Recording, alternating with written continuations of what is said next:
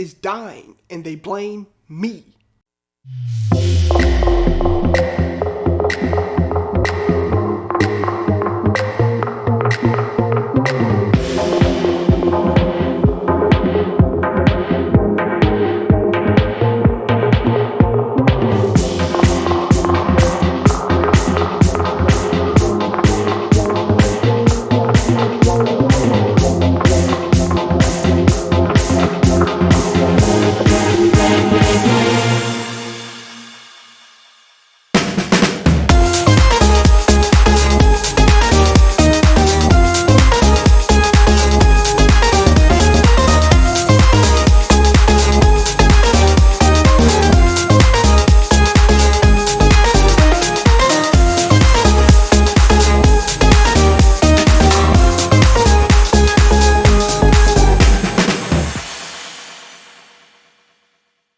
Welcome back to another episode of Flawless TV.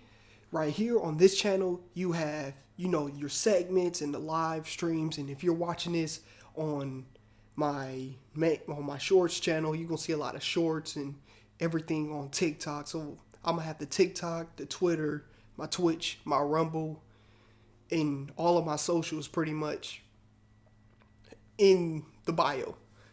So let's get into it. The rise and fall of newspapers. So, back in like the early 1900s through the 1960s, you have, newspapers are going viral. They're just, they're launching at an enormous rate. A lot of people are so quick to grab them. And when it came to the newspapers back in those days, everybody had to get one because that's how you keep up to date. That's the same with, they had newspapers and then they also had radio. But the thing about the radio is you're just listening. But with newspapers, you had images and words to go with whatever came out, whatever came around. So I've spoken to people that lived during the time and they would regularly look forward to the little Charlie Brown sketches they would draw out, some of the comic sketches, some entertainment that's within there. And that's how they were rising. Now, to the late 50s, early 60s, broadcast TV started coming in, and that's when everything just started to, that's when the media started to really rise to the ranks it's at today. Well, fast forward a few years, during the 70s and 80s, the media, like newspapers and the magazines and things like that, magazines started getting big. But the newspapers, mainly the newspapers and the radio, they started dissing and belittling the on-air live broadcast media, saying they're never going to get big and it's not going to last. They frowned upon it since the format wasn't as the same as newspapers were. Now, contrary to belief, when it comes to broadcast, the format is very similar, but here's the kicker. In a regular newspaper, you will have, certain sections, articles written by this journalist, some interviews and things of that nature, and then you have different segments within that newspaper. And also advertisements. The same could be said about the news, like the on-air TV. And when it came to that, it was like an ongoing battle during those times. So let's get to it. Now we fast forward to the 2000s, media spiraling, and then you had the fall of newspapers. Now in the late 90s, early 2000s, the magazines was just everywhere. Everybody would get a magazine. But the TV media was rising to lengths that, we never seen rise. Then you had the early 2010s. The media was on top. You had CNN, CBS, ABC. You had World Star being developed and things like that. But here's the thing. In 2018, we had the rise of content creators or independent journalism. Now, these journalists, they are currently being frowned upon. But before I get into the, independent journalism, which is the topic, the TV, like the newspapers before they died out in the magazines, the TV was belittled for 20 to 30 years before they rise, and you don't see anybody getting newspapers nowadays. Now, you might see somebody in a nursing home or whatever, or, if you're at a school or something like that, you might see 2 or 3 people get newspapers, but the results are low, very low when it comes to getting newspapers. And the same for magazines. The magazines is under 10%. Now, you can order some online, something like that. You can read an article online. We can count that as a newspaper, but I'm talking about physical copies, right? Instead of just articles you can just search up online.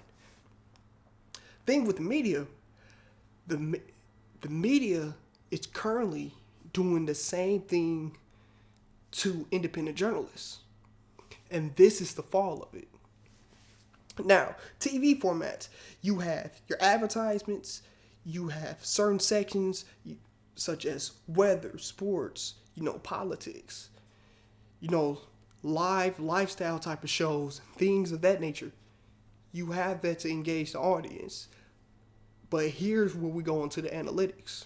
As of 2023, collecting census, and I've done thousands of interviews with multiple people of different ages, whether it's on the street, in-person interviews, whether it's at local TV stations, whether it's, at events, churches, online on my social medias.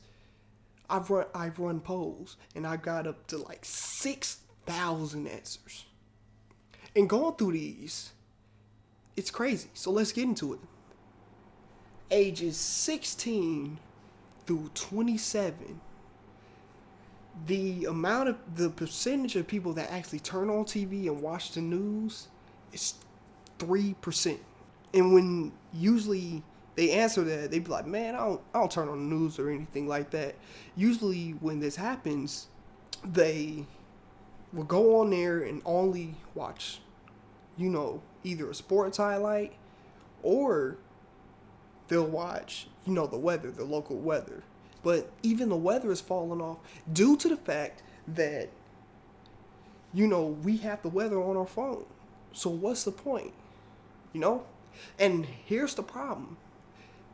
Legacy media stations, local TV stations don't understand the youth, the current era that's coming up. This era, you have to have shorts. It's 5-second attention spans. You have 5 seconds to grab the audience in this era. If you don't, you fail. Now, I see some news stations doing the little shorts or whatever, but it's still failing because they make, old 45 to 60-year-old mom type of content, and that's not really getting the young women or the youth in this generation. They're not, appealing to a more diverse audience. They're just going with old formats. Now, the old format is okay, it's fine, it's professional, that's fine. But if you don't want to evolve, you will devolve. You're not going to exist. They're going to fall off like the newspapers have, like the magazines, like the AM radio. Nobody's turned on AM radio, not even truck drivers. You're literally listening into your dispatch, or you have a podcast playing, or you listening to music. You might turn on 5 to 6 albums every ride or whatever.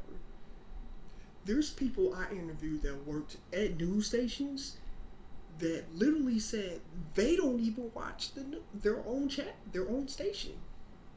After they get off of work, they're on their social media, and that's how they get their news, or they're going out and they're interviewing people. Go check out DHayes Productions merch store. If you drink coffee or tea, go here to get you a mug alongside a coaster with my logo on it. We also offer t-shirts for both men, women, and children sizes. We also have hoodies and sweaters.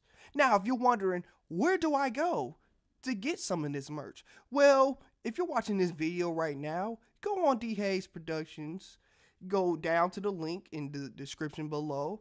You'll click on the link, which will direct you to the store. And you'll see all the options on the website. Go purchase you some merch and support the movement. Now back to your regularly scheduled program.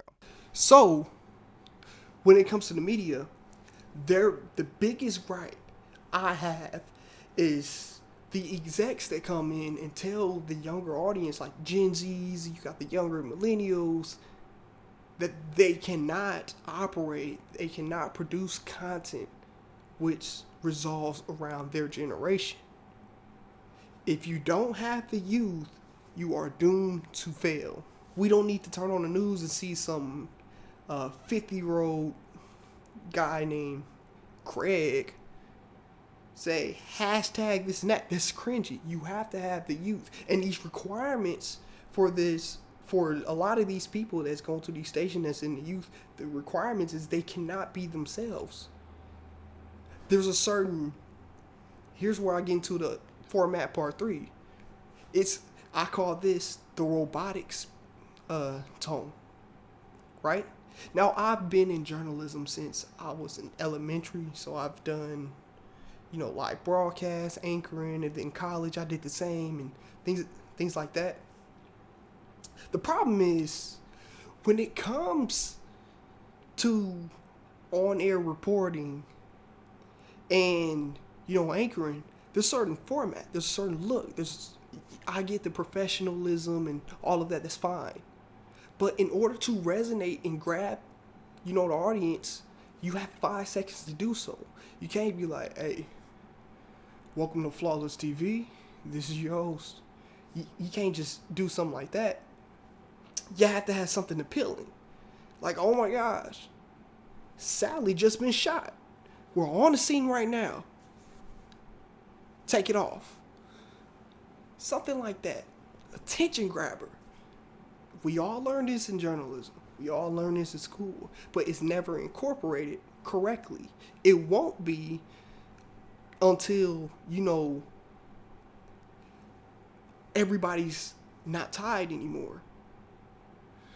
Meaning, what I'm saying tied is that everybody has at least 2 in between the ages of 18 and 29. If you're in journalism and legacy media, or you're working for your local station, you have your hands tied. You literally cannot operate within the generation of your own. You have to stick with the old robotic format.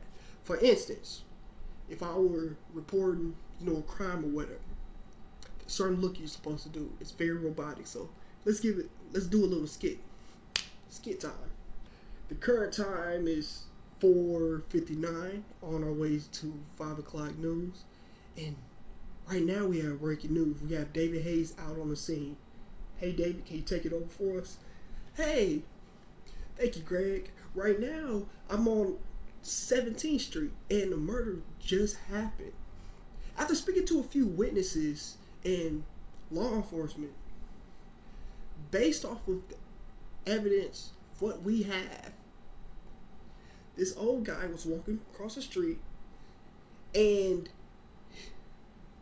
a younger man that goes by the name of Jack Nicholson hit him in the back of the head with the bat. Now, the victim's name was Greg Sally. And Greg Sally had a daughter named Jamie. And according to eyewitnesses and based off the evidence we gathered from law enforcement, Jamie was dating Jack. And Greg told Jack that he's not allowed to see his daughter again or he's going to knock him out. So Greg was walking across the street. Jack caught Greg lacking and hit him in the back of the head. And boom, he died. Back to you. Little skit, just off the top of the head. But based off of that robotic style, it's very repetitive. Now, the head movement and the smiles and things of that nature, it happens. But it it does not resonate. It looks fake. It doesn't come off as appealing. It comes off as robotic. Nowadays, we have a lot of realism. Okay, the format is okay, but you have to update it with the current climate you're in. The reason why independent journalism is taking over is due to the fact that some of it is scripted. They have notes, but they don't sound like robots. You can listen to a 3-hour Joe Rogan podcast and just chill. You can turn on Joe Budden. You can go to academics. You can go to the Shade Room. You can go to Rap TV. You can go to Anthony Brian Logan, Brandon Tatum. You can go to those type of people for information and news. You can also go on Twitter, and you got your Dom Lucres, you got your Tommy Sotomayor's, you have your... Also on YouTube, you have your John Campius. You have athletes taking over, podcasts, sports podcasts, and taking it from ESPN so you can hear from the athletes yourselves. Shannon Sharp with Club Shay Shay, for an example. Gilbert's Arenas. You also have Player's Choice, which includes, Ticket TV, you have Bob, you have Mars, you have so many people that does independent journalism. And the crazy thing is, the analytics about it is they garner more views than your local stations and your legacy media. The reason why, as I've been saying, is because they resonate with the audience. They don't come out as robotics. They have deep, detailed conversations. Some of it, like a John Campion show and a Tommy Sotomayor, looks very professional, but it's not scripted as much. Yes, they have segments they have to follow in the time, but it's not that scripted. The media will fall off unless they adapt to the climate, which is here. They need to start putting out segments. I've spoken to execs at local stations. I went to CNN. I've spoken to multiple people. They need segments. Pretty much how I had this show, how you watching this, segments will work. They need shorts. Shorts that last from 10 to 20 seconds. Or you got a whole 1 minute reel. Don't have freaking 60-year-old grandmas saying modern age slang and do cringe old people dances and try to drag the audience in. Now, a couple of journalists are going to say, so you're just going to exclude the older generation, 35 and up? No. As I said, keep the format. But you have to be more attention grabbing. You can't just pander to the people in the nursing homes. You can't get personal. If you want to keep it professional, keep it professional. But you can't get personal and political on a lot of this stuff. You can't take news out. You can't copy and paste articles. Oh, go to the website for the article. You go on the article and, there's a lot of plagiarism that goes on, especially with local stations. You see it all the time. One station will have an interview and some people will be like, it's a local. They can all, if we're out on a crime scene and we're talking to the police chief and he gives the same answer, how can we type it differently? I understand that, but if the articles come out 30 minutes apart, that's fine. But if one after they interviewed the chief, this station, and they got their article out at 8:45 p.m. and you come back at 11:30 p.m. and it's worded the exact same, but your name is on there, the layout is the same, the typing is the same, even the verbiage. If it comes to that, then that's plagiarism. But they don't care because they're not trying in this laziness. They're sticking with this old format. There's some execs that, take their time out of the day and say, hey, we need the older format. That's what's gonna keep us alive, but it's not. There's some producers that sit there and lie and say, our analytics are up, everything is going up, everybody's tuning in, but nobody is. You see a lot of female anchors walk off, become models, or do something great, and boom, due to the inconsistencies, the not relatabilities, and wasting their time. They went to college, they wanted to make a change, they always dreamed of this. It's just to have chains on them. They can't report the way they want to. They have to dress an older way. Now, professionalism is a thing, right? Suits and ties, that's fine. That's fine. But if you're media, you're part of news and entertainment, you have to adjust to the times. If you guys have a lifestyle show, if you have a lifestyle show and, oh yeah, we're inviting celebrities and all that, and then you're in the suit and tie doing a cookie show? You're in the dress on a cookie show? Or you're out there having fun and you're in suit and tie and dress? That looks robotic, scripted, and not real. It doesn't come off as authentic. It comes off as desperate. I'm pretty much done with this. What say you? What are your thoughts? Is legacy media dying? Are local stations being ignorant? Is independent journalism at its peak? Is taking over? Will the new regular TV fall off? Just like the newspapers and magazines? Let me know. What say you? Comment down below. Make sure you like, share, and subscribe.